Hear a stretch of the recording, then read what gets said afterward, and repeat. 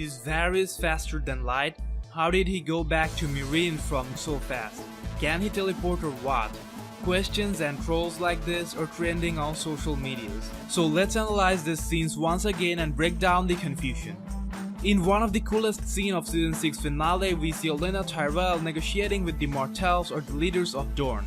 Varys joins in and utters the motto of House Targaryen, fire and blood. That scene ends there. What we understand from it is Varys had already formed an alliance with the Martells and he has a good understanding with Olenna Tyrell. So deal done. Now Dany has two of the biggest houses of Westeros backing her up along with the Greyjoys. It's like Varys is helping her do everything she did wrong or couldn't do. If you think about it, Varys is the root reason behind Dany being in such a strong position. Hand of the Queen, Tyrion is here only because of Varys. And now he adds two powerful houses to the army, so cheers for Varys. Now, cutting to the next epic yet controversial scene where Varys appeared. In the last scene of the finale, we see Dany and her army marching towards Westeros with their ships and dragons.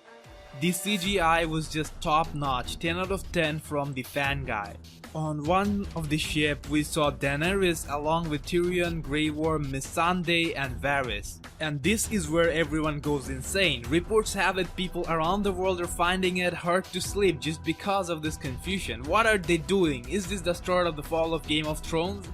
Well, luckily that's not the case.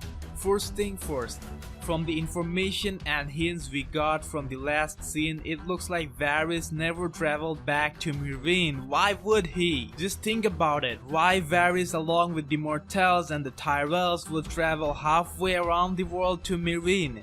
Just to come back again to the same path? Instead, they sent words to Meeren.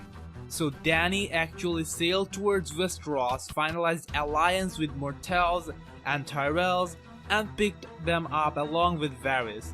Supporting this statement, if you look at this scene carefully, you can see that there are quite a few ships with the Dorne symbol or the House Martell symbol sailing along with them. Of course, there's a time jump of a few weeks or a required amount of time. The scene confirms a time jump. They could by no means organize and start the journey if there's no time gap between the scenes. Also, you can see each and every ship has the Targaryen sails on it.